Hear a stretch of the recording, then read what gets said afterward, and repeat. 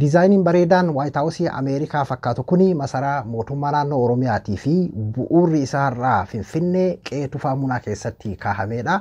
Arran tana pirezidaantii mootummaa naannoo Oromiyaa Shimallis Abdiisaatiin jalqabamee jira jedhameeti jira. Kanaan wal qabate ammoo qondaalli biltsiginnaa guddaan gaafiin Oromoodhaa fooqii takkatti Finfinnee keessatti ijaaruu miti. Kuni gaafii Oromootillee miti jechuudhaan mormiin guddaan isa mudateeti jira.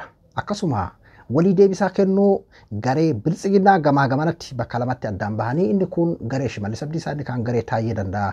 Maal jedhan kanarratti hayyoonni Oromoo waa'ee kanaa maal jechaa jiran. Akkasuma garee Viizhin Itoophiyaa jedhu kan qorannoo seera biyyattiidhaa haaromsuu jedhu mirga ofiin of bulchuu sabaa kan balleessu kan jedhu irratti haggaammii Oromummaa balleessuu jedhuun hayyoonni Oromoo kanarratti maal jechaa jiran. Dr. Abiyyi baatiilee kana keessaa hatta hayyoota Oromoo biraallee deeggarsa argataatiin ture. Amman tana hayyoonni sun waa'ee kanarratti Dr. Abiyyi bakka bu'uura isaa kan ganamaatti deebi'ee jira jechuudhaan qeeqa garaagaraa barreessaati jiran.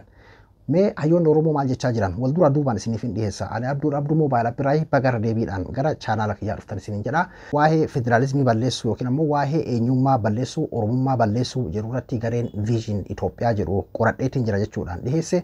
Kanarratti kan miidiyaan biyyattiillee dubbateeti jira.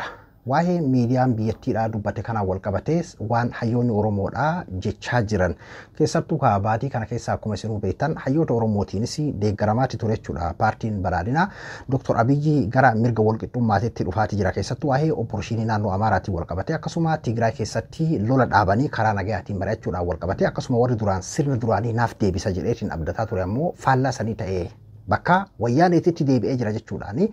Haga qawwee walitti fudhachuu jechuun waa'ee hiikkachiisuu naannoo Amaaraa jedhu kanaan wal qabatee jechuu kiyya.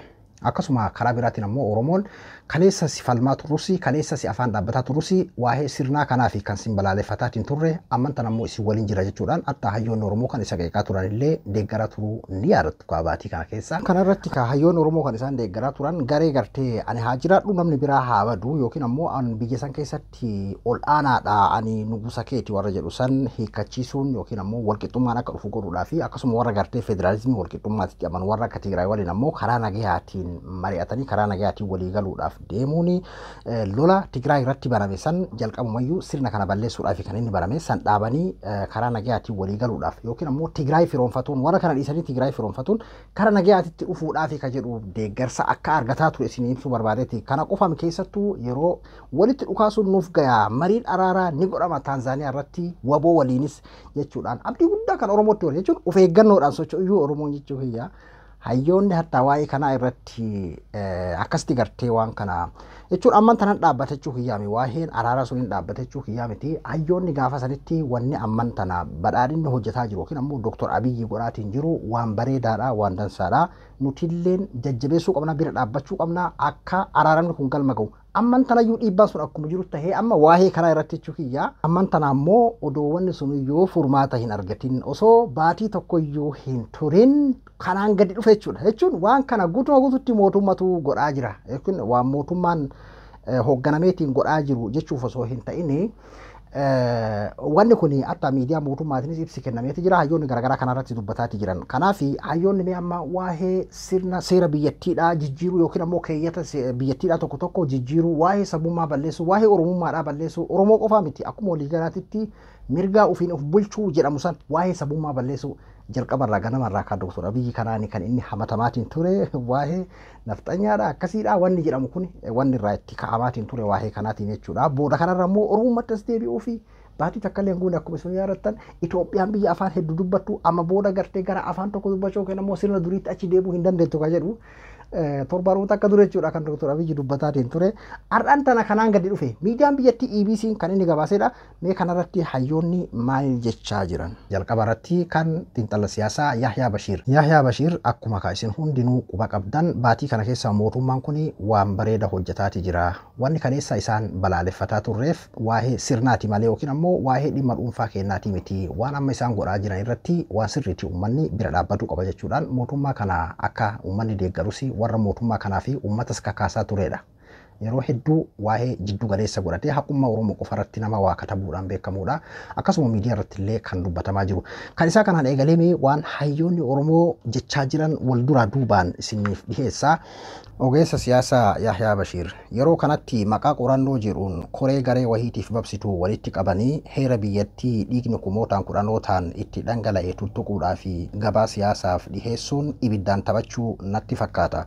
Abbaa galeefiif ni gala. Heera mootummaa amma jiru diiguudhaa fi warri gurmaawee baajata mootummaatiin hojjetaa jiru eenyufaa gaafii jedhuu fi osoo fagoo hin deemne gabatee kana keessatti deebii argattu. Mee Sidaamaa laalaa uummanni Sidaamaa kaleessuma qabsoo cimtuudhaan daangaa naannoo sabummaa isaaniitiin sagalee harka 97 sararatan injifannoo san akka ajaa'ibaatitti hoowwisanii kabajachuu isaanis ni yaadanna. Waan qorannoo jedhameetiin dhihaate kana keessatti garuu Sidaamaan harki 70 takka federaalummaa daangaa sabummaa irratti hundaa'ee amma jiru kana akka diigamu barbaada jedhameeti dhihaate. Sidaamaan injifannoo kaleessa wareegama hadhooftuudhaan argate daaratti gombisuu hin jiru. Affaaris Amaara qixa diigamuu daangaa kanaa barbaada jechaa jiru. Kuni fakkeenyumaafin isiniif dhihaate. Kan biraas hedduudha. Maqaa sabootaan warra naggadu kana saaxiluu feesisa kan jedhudha. Gabatee as gadii kana laalaa isinis fakkeenyaaf amma Amaarri Affaar 77 Amaarri 78 jechuun harki 77 Affaar irraa akkasuma Amaarris harki 78 akka federaalizimiin kun diigamu barbaadee jiraadha. Qorannoo kun kan dhiyeesse kan miidiyaan biyyattiidhaa lee maxxansaa jirudha beekaa kaawwanne kun. Akkasuma gartee kun akkuma agartan kana Oromiyaan 70 akkasuma Sidaamaan ammoo 70 takka Tigraay alatti naannoo hunda keessatti iyyuu godhame jedhameeti wanta kun kan gabaafame jechuudha. Dr. Milkeessaa Gammachuuti. Amma reefu natti ife jedhan namichi ibidda manatti kaa'ee jedhan naannolee eenyummaa sabaa irratti hundaa'an ni diigama jechuun Oromiyaan ni diigamti jechuudha. Keewwata 39 ni haqama jechuun saboonni mirga hin qaban jechuudha. Dantaa addaa Oromiyaan Finfinnee irraa qabdu hojiirra haa oolu utuu jennu san haquudhaaf watwaachuun cubbuudha. Afaan Oromoo afaan hojii federaalaa nuuf haa ta'u utuu jennu as deebi'anii paartiin siyaasaatu sabaa fi afaan irratti hundaa'e hin jiraatu jechuu jiru. Kuniin ta'a taanaan duriyyee Finfinnee keessa teessee waliin dhooftee biyya hurkuftu kana haxaa'ee ari'ee alaabaa bilisummaa isaa dhaabbachuu qaba Oromoon. Hiree Oromoo, Oromiyaa, Finfinnee fi afaan Oromoo kan murteessu uummata Oromoo qofaadha. Qorannoon sabaatiin ilmaan Minilik hiree keenya nuuf hin murteessitu. Oromoon waan hin oolle kanaaf uf qopheessuu qaba. Dr. Milkeessaadha kana kan katabe.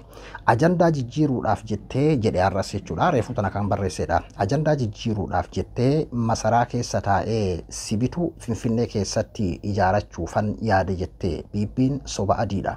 Dhugaan jiru Oromiyaa diiguudhaaf murteeffattee jirti BB'n. Kan jedhudha Dr. Milkeessaan kan isaan barreessan jechuudha. Dr. Heenok Gabbisaa kan yeroo garagaraatitti guututti mootummaa kana wanti gaariin isarraan eeggamu jechuudhaan mormuudhaan beekamu Dr. Heenok Gabbisaati. Dr. Heenok Gabbisaa gaafa opporoshinii naannoo Amaaraa madheenya kana faannoo fi Liyyuu Haayilii hiiksisuu jedhu kanallee jechuudha. Nama kophaa isaatitti mormaa turedha. Hayyoota Oromoo keessaa isuma qofanatti fakkaata ka waan san mormee innis amma yaada walqixxaawaa waan kanarratti kan inni barreessedha. Screenshot EBC miidiyaan biyyattiidhaa gabaase kana maxxansuudhaani mootummaa Oromoo hojii bareedatti isinii jira jechuudhaan mata duree godhateetiin barreesse. Waa lama torbaan muraasa as warra Itoophiyaanistii waliin garaa wal wallaalaa dhufee ture namichoon. Sababiin isaas hariiroon addaa jarri Isiyaas Afwarqii waliin uummatan sodaa waan itti uumeef na ajjeesuu barbaadu jedhee watwaataa ture. Akkuma yaadatamu kanaaf maqaa faannoo hiiksisuu jedhuun lola walirratti bananii turan. Kanaaf jara deebisee garaa laaffifachuudhaa fi heera keewwata 39 mirga hiree murteeffannaa haga fottoquu heera irraa isiniif haqa yaada jedhu bubbuufuu godhuu eegale jechuudha. Gabaasni EBC gadii kanuma mul'isa. Kun dhugaa ta'uu yookiin soba ta'uus ni mala. Dhugaa ta'uu soba ta'uu wanti tokko garuu ifa. Mirgi saboota yeroo ammaa gurgurtaaf gabatti dhiyaatee jira jechuudha. Gatii cimaa kan argamsiisu yoo ta'e ni gurgurama. Gareen humna qabutu bitata jechuudha. Yoo mormites yoo mormuu baattes Abiyyi Ahmad as keessa bu'aa siyaasaa argata. Yoo mormite mormii ka'uu malu kamuu warra Itoophiyaanistiitti heera jijjiiruudhaaf akka deemu naga'ee akka ragaatitti dhiheeffata. ABO fi KFO'n ibsa ejjennoo isaan guyyaa lamaan sadan as deemu keessa baasan akka ragaatitti dhiheeffatee jira. Olii garaa laaffifata jechuudha. Yoo deeggarte girrisa Abiy Ahmad taate jechuudha.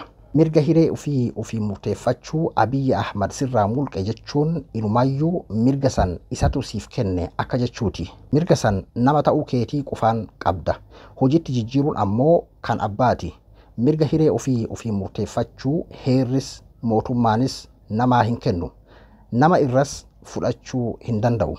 Kan ofirraa mulqu abbuma ofiiti jechuudhaan Dr. Henook Gabbisaa barreesse. Dr. Milkeessaa Gammachuu hatta waa'een masaraa mootummaa naannoo Oromiyaadha. Kunis ajandaa kanaan nama burjaajessuudhaa fi kana nama irraanfachiisuudhaa fi waa'ee sabummaadhaa balleessuu isa jedhu kana Dr. Henook Gabbisaa immoo warra kaabaa kan lolli irratti baname jedhameetiin amma dura kaa Dr. Henook Gabbisaa illee waan kana balaaleffataatiin ture amman tan immoo warra araarfatuudhaa fi ka jedhudha kan inni dhiyeesse.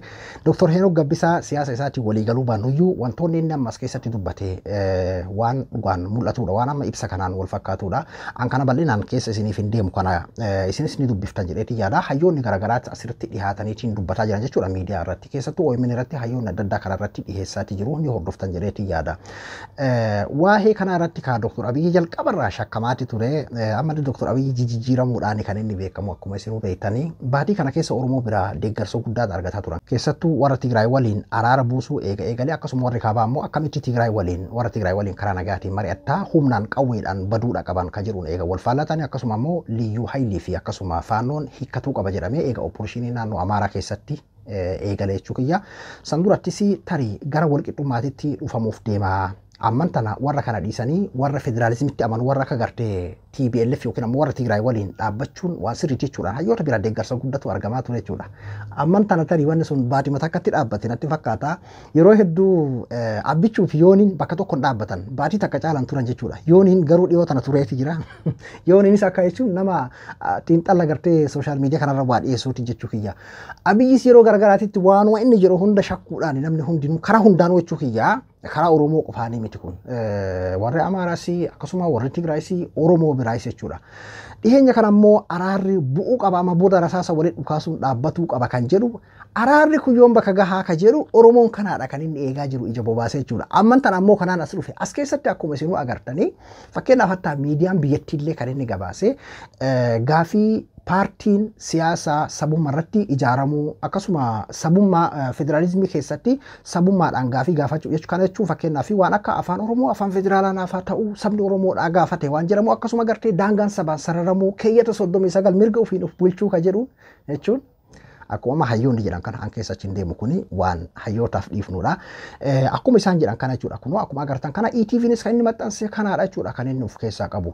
Kana irratti duuba hayyoonni Oromoo akkuma isin agartan kana akka malee balaaleffataati jiran jechuudha waa'ee kanaa. Jechuun ammatti ifaa bilisatti ka mootummatu keessaa harka qabaafee miti Yahyaa Bashir akkuma inni kana damoosa mootummaatiin kan hojjetamaa jirudha. Miidiyaa biyyattiidhaatiin ammallee kan inni gabaafame kanaadha kan shakkii namatti uumu.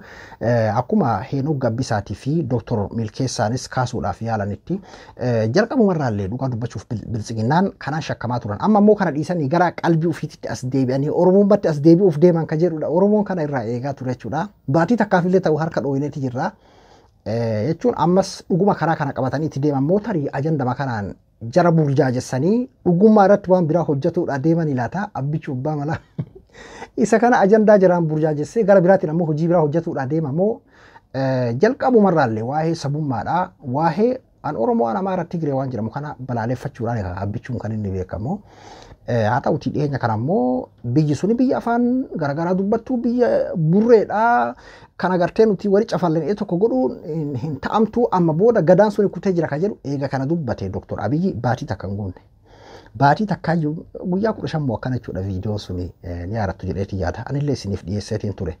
Har'aan tan ammoo yeroo kuni gadi dhufee karaa miidiyaa biyyattiidhaatiin yeroo dubbifamutti namoota hedduu gaafii keessa galchee aadaa ammayyuu taphni bakkuma durii san jira. Qaama tokko waliin baatii tokko dhaabbatanii tokko waraanaa yeroo biraa ammoo kan waraaname san waan isa gammachiisu hojjetanii kan waliin dhaabbate kana waraanaa waltaraa akkasitti godhuun kun ittuma fufamee jira kan jedhu namoota hedduu sooshaal miidiyaa kanarratti keessattuu waa'ee qorannoo goonee jirra ka jedhu kanaan wal qabatee Oromoo irraa eenyutu bakka bu'eetii waan kana qoratee namni qorate sun dhuguma Oromummaa ni qaba Oromoo bakka ni bu'a Oromoodhaa fi bakka bu'ee Oromoo waan fedhu san dhimma Oromoo irratti qorachuu ni danda'a ka jedhu hayyoonni kanaadha kan isaan jechaa jiran. Kuni waan humna keenyaa oliiti waan hayyoonni jedhanidha kan inni isin jechaa jiru. Abira ammoo waa'ee masaraa mootummaa naannoo Oromiyaa Finfinnee keessatti ijaaramu kanaadha. Inni kun inni jechaa jira. Inni kaan ammoo balaaleffataati jira. Inni kaan ammoo kanaan nu soodaan ajandaa nu gootanidha. Akkuma reef Dr. Milkeessaa Raayis dhageessan san jechuudha. Kuni ajandaadhaaf kan dhufe yookiin ammoo kanaan nu irraanfachiisuudhaaf kan gadi dhufedha akka Dr. Milkeessaan jedhetti jechuudha. Garuu haa ta'uti kanarratti Shimallis Abdiisaa har'an tanaa jalqabsiifamee jira. Dhagaan bu'uuraa kaa'amee waan jedhamu san irraa jalqabsiifamee jira kan jedhutti jijjiiramee jira ka gadaa baraadinaa kana jechuudha. Kuni an akka nama tokkootitti ammoo waan bareedaadha jedheetti yaada. Maaliifii misoomnis nageenyis itti fufuu qaba. Waa'ee marii nagaa amma asirratti waan Taayyee Danda'aa jedhe tokkodha mee kan isin dubbiseetiin gara biraatti achi tarkaanfanna. Akkas jedha ka Taayyee Danda'aa Reedoo gaafiin sabaa masaraa miti uummanni Oromiyaa har'a nagaa bulchiinsa gaarii fi diinagdee dhabuudhaan ergarama. Agamii as ammoo gadadoo fi roorroo akkaan hamaa keessa jira. Himaamata tarsiimoo fi mala dhibdee kanaa furuun jiruu isaa wayyeessuun barbaada. Ummata bahee galuu rakkate jireenyi itti hadhaa'een Finfinneetti masaraa siif ijaare ililchi jechuun ummaticha tuffachuu fakkaata. Nama busaan dhibameef qoricha sombaa kennuudha. Ammas ijaarsi masaraa gaafii sabichi Finfinnee irraa qabu hin madaalu. Finfinnee keessatti gamoo ijaaruun raajii miti. Ummata abbaa biyyaa miliyoona 50 dhiisi dallaalaan fagoo dhufeyyuu gamoo 5 fi 50 asii qaba. Masaraa ijaaruun dansaa ta'us akka hoggansa saba guddaatitti gamoo 2-3 hidhaan geeraruun kolfa. Taphichi sadarkaa dammaqii ummataa irra jiru gadi. Yoo naatoon ummataa jiraate xiyyeeffannoon nagaa bulchiinsaa fi diinagdeedhaaf haa kenninu. Gaafii guddaan nagahaadha jechuudhaan Taayyee Danda'aa barreesse. Gaazexeessaa Dammaqaa Nagaasaa kan deebisaa kana fakkaatu kan inni barreessedha. Dammaqaa Nagaasaa fi akkasuma Taayyeen faa gar wal faallaadha jechuun Shimallisiif Taayyeen faa wal faallaadha. Dammaqaan ammoo garee Shimallis faa taheeti yeroo hedduu kan inni barreessu.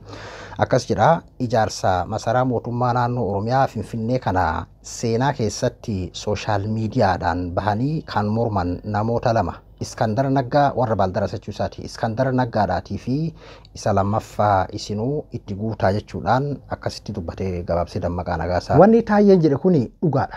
Jechuun kana namni hundinuun haalu. Oromoon nagaa qofa dhaga'uu fedhama. Wanni biraa tokko irraa hafe osoo beelawaa jiru osoo rakkataa jiruyyuu nageenni hoo yoom bu'aa yoom buqqaatiin narraa dhaabatti yoom ajjeesaan narraa dhaabataa kan jedhudha. Masaraa nama gartee Finfinnee keessatti ijaaruudhaaf deeman kana naannoo Finfinnee keessatti Oromoon akkamiin ijaarama akkam tahaati jira akkamitti jiraataa jira maqaa shanee jiru Oromoon magaalaa takkarraa magaalaa takkaatti deemuudhaaf akkam tahaa jira naannoon gartee lollee fakkeenyaaf shanee torbaan takkatti balleessinaadhaatiin akkam tahaa jira ka jedhu kuni gaafii Oromoon amma mee marsaa lammaffaaf yoom mariin nagayaa yoom itti fufame yoom xumurama ka jedhu hawwii guddaadhaan ija bobaasee ammayyuu kan Oromoon eegaa jirudha jechuun. Haga amma akkasiidha misanii asiyyuu wal waraaraan akkas wal godhan waa'ee Bishooftuutti wal qabatee waa hedduu osoo deemaa jiruyyuu abdiin muranne Oromoon amma waa'ee nagaara. Nagaa irraa akkamitti abdiin murata maree yoo nagaan hin jiraatin jiraachuun hin danda'amu. Nagaa kanarraa abdiin muranne akkuma Taayyeenuu jedhe kan dhugaan kun beeki warraafis numa gala. Amma jechuun waa'ee ajandaatiif waa'ee poolitikaatiif jechuu danda'an. Garuu isaaniifiyyuu galee jira jechuudha warrummaa waan kana godhaa jiruufiyyuu. Haa ta'uti ammoo gareen Shimallisii fi gareen Taayyee hoyoom araaraman. Ka Jaalmarrootii fi ka mootummaa federaalaa kan Wabootiif ka mootummaa federaalaa akkuma jiru tahee warrummaan kun yoom araarama ka jedhuudhaan. Isaan keessaa iccitiin garaagaraa argamuudhaaf gaafa duraa harka dhooyinee fi turre nuuf saaxilanii jiranii saaxilaadha jedhee fakkeenyaaf fi Taayyeen ni kataba hangaasaan ammoo liivii viidiyoodhaan nu dhufaa yoom araaraman kan jedhu gaafii nama hundaati. Isaanuu akkasitti dhagaa walitti darbachaa abbaan isaanii tokko abbaan isaanii abbichuudha. Kan isaan kana hundaatti jechuu kiyya.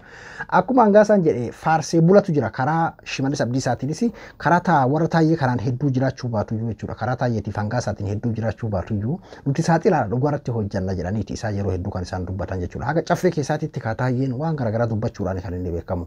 Duuba akkuma Taayyeen jedhe kana dhugaadha. Nagayaaf misoomas akkasuma masaraa kanas ijaaruun waan nama rakkisuutti hin fakkaatu. Ammoo waan Taayyeen jedhe kanarratti akka nama tokkootitti dubbii dhugaati.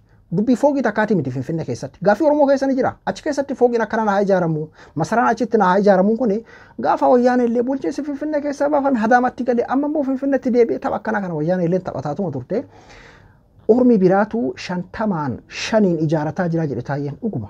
Fakkeenyaaf galmee bulchiisa mootummaa naannoo Amaaraatiif ijaarame akkasii maalidha yeroo garagaraatti jedhama jechuudha. Nama iyyuu fuunee ijaarama sun rakkoo miti. Masaraan isaa ijaaramu qe'ee Tufaa Munaa irratti waan bareedaadha. Inumayyuu White House Ameerikaa fakkaata bareedaadha. Mootummaa naannoo Oromiyaatiif isaa ijaaramu. Achi keessa mootummaan naannoo Oromiyaa kun gaafii uummataan deebisaa akkuma amma nagaa fedha jedhe kana Finfinnaa isaa bulchu Hadaamallee haa bulchu bakkuma barbaade Bishooftuullee haa bulchu nagaa ni argata Oromoon. Gara misoomaatiin tarkaanfatamaa namni hiruun dhaabbata dimokiraasiin ni bu'a gaafiin Oromoo mirga ofiin of bulchuuti gaafiin Oromoo afaan federaalaa afaan hojiidhaan haa ta'u afaan kiyyaa biyya san keessatti anilleen afaan kiyyaan tajaajilamuu qaba as deebamee ammoo kun waa'ee sababa balleessuuf waa'ee akkasii deebi'uudhaaf jedhamee ibsi kennama hayyootaan qoratamee jedhamee jechuun hayyoota warra lummuutii mootummaan harka keessaa qaba akkamii ajandaaf godhe maaliin hin beeku san hayyootaaf dhiifna sun akkuma jiru ta'e jechuu kiyya. Kana keessatti waa'ee masaraa maaliin nama gammachiisa yoo ka jedhamu ta'e malee an akka nama tokkootti na gammachiisaa jechuudha. Yoomuma ajandaa gamaa gamana nu kabaluudhaatiif isa tokko gartee waraananii isa kaan ammoo gammachiisuudhaaf isa kaan gammachiisanii isa kaan waraanuudhaaf yoom kanarra dabramee biyya san keessatti nageenyi bu'ee Oromoo yoomuma nagaan jiraata. Itoophiyaa yoomuma nagaan jiraatti. Amma kanaadha barkan sabni eegaa jiru isa kana jechuudha. Kanaafuu haalli deemaa jiru waa'ee masaraatiin wal qabate namoonni hedduun gaafiin Oromoo dhugaadha waa'ee masaraatii miti. Waa'ee masaraatii miti tirfii arganneemi isa gartee waannaa bu'uuraa kan gaafate Oromoon gaafataatiin ture deebisaa jechaanii ka tirfii arganne kanallee harkuma dha'uu fi dhanatti fakkaata akka irri nu fayyadu. Garuu wanni guddoon yoo nageenyi hin jiraatin masaraa miti Finfinnee miti osoo gartee Finfinneen guutumattuu gartee kan Oromootillee osoo jedhame bumaraa dhibbatti kan Oromoo qofaatii je'ameellee gartee osoo jechuun osoodha beebiidha beeku osoo jedhameellee yoo nageenyi hin jiraatin faayidaan hin jira waan faayidaan jiru natti fakkaatu. Haga gartee daldalli gamaa gamanaa kabalaa ati akkas fedhiyaate akkana godhiin kun dhaabbatutti jechuu kiyya. Fakkeenyaaf gaafa duraa Dr. Hangaasaa akkuma isin yaadattan saaxilaadha jedhee waa'ee abbootii gadaa karrayyuu kan gaafa duraa ufuma ajjeesanii shanitu ajjeese jedhan san nu saaxile jennee harka dhaafee ture. Achi booda eegin akkas jedhe boodallee abbootiin gadaa karrayyuu abbaan gadaa karrayyuu hin ajjeefamne. Achi booda mana hidhaatii baasanii ajjeesuun itti fufee jiru. Achi booda dargaggoota hiruun itti fufee jiru. Achi booda wanni gadi hiifame jira mana hidhaa keessa. Qeerroo nama yoo akkasumatti mana hidhaa keessa jira jechuudha. Waa'een nagayaatis marsaa lammaffaaf itti fufaa walii galame akkas jedhame kun ammayyuu waluma barbadeeffamaa jira jechuudha. Jechuun wanni tokko wanni haasamu tokko furmaanni haa godhamuuf wanni saaxilamuuf iccitiin duraan dho'iisaan haan godhamu suni ifa baheeti jira furmaata argatuufi mire furmaanni waan argame natti fakkaatu kaachi boodallee. Kanaafuu furmaata Oromoon amman tana waan as akkuma taayeen jedhe kana yaanni ummata bakka isaan ittiin amman tana mallee gamaa gamana kaballa jedhan kana oli. Miilaala amma baatima takka qofa amma abiyyiin baatima takka qofa harka dhaawameef amma hagasi bakka isaatti deebi'a jechuudha. Rabbiin biyya keenya san nagaa nama haa godhu. Dhugaa hedduu baay'ee tokko nama sodaachisa. Ani wanni akkanaa kun gonkuma amma booda gadi dhufa jiru jedhee yaadeen beeku jechuudha mataa kiyya keessatti. An abduu moobaala biraayii hanga qophii biraatii walitti deebinutti nagaan naa tura.